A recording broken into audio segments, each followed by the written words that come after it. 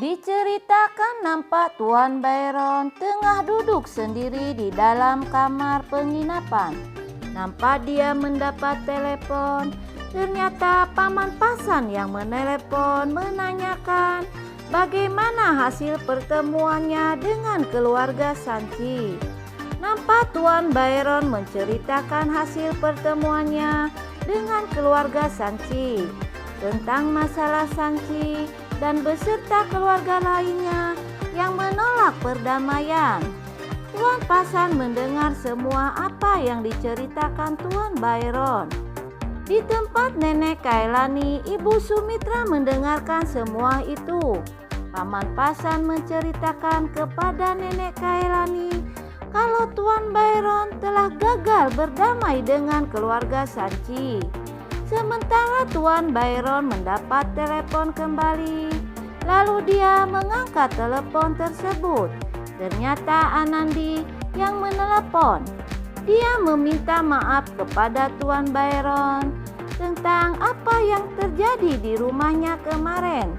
Tuan Byron pun berkata, "Kamu jangan menyalahkan dirimu, putriku."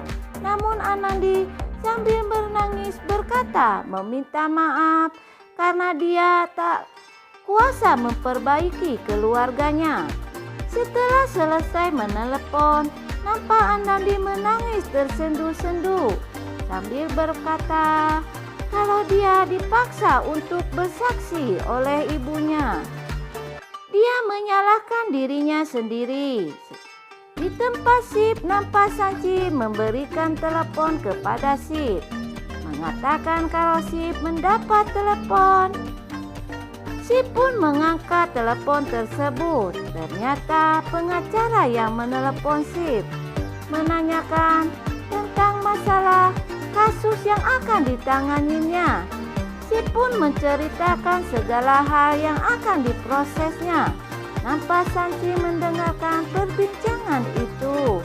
Tiba-tiba datang Ibu Ira membawakan segelas susu buat Sip.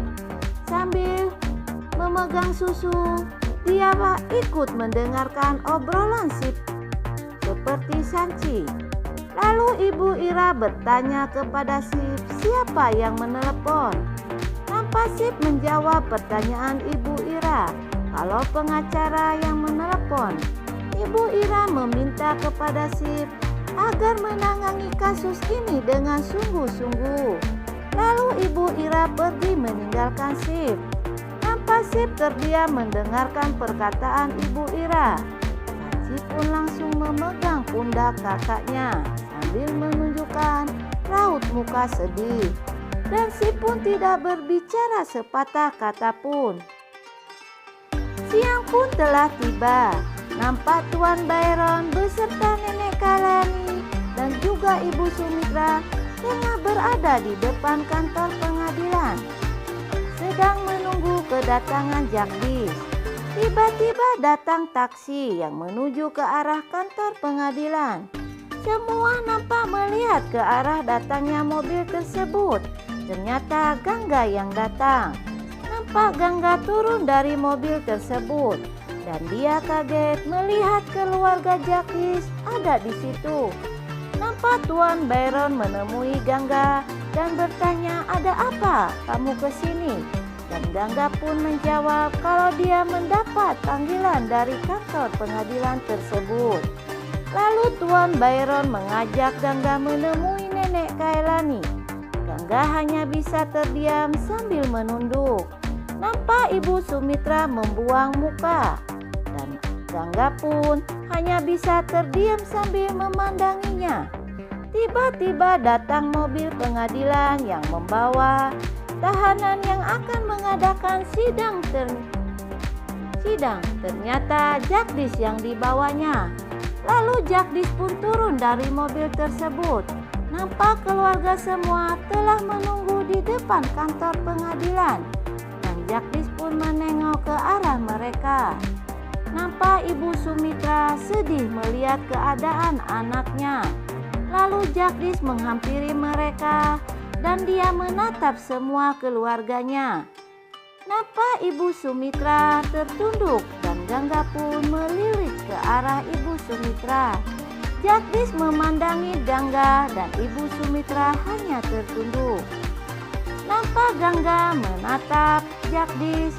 Mereka nampak tak berbicara sepatah kata pun.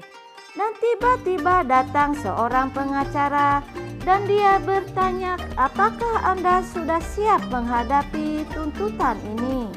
Jagdis pun menjawab kalau dia sudah siap. Nampak pengacara itu berkata, syukurlah kalau udah siap. Lalu pengacara tersebut pergi masuk ke dalam kantor pengadilan. Tiba-tiba datang rombongan Sanci beserta keluarganya. Nampak keluarga Jagdis menengok ke arah mereka. Mereka datang dengan seluruh keluarganya. Tuan Byron bersama Jagdis menatap ke arah mereka.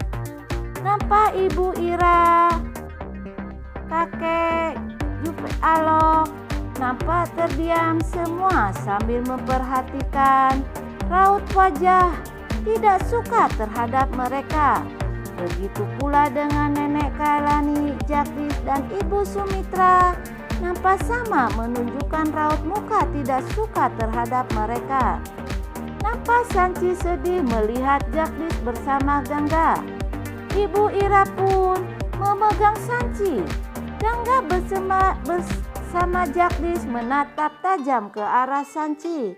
Tiba-tiba di belakang mereka datang Anandi. Dia datang sendiri. Nampak Nenek Kailani memandang ke arah putrinya tersebut. Nampak Anandi lemas dan sedih. Gangga pun menatap ke arah Anandi yang sedang berjalan dengan lemas menuju ke arah kantor tersebut. Nenek Kailani pun sambil terdiam memberikan salam. Nampak mereka mengacuhkan salam Nenek Kailani dan mereka pun langsung masuk ke dalam kantor pengadilan.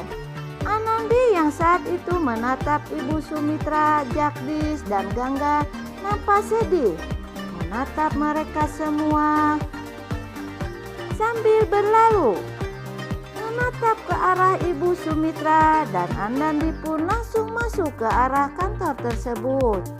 Oke kawan semua, bagaimana kisah selanjutnya?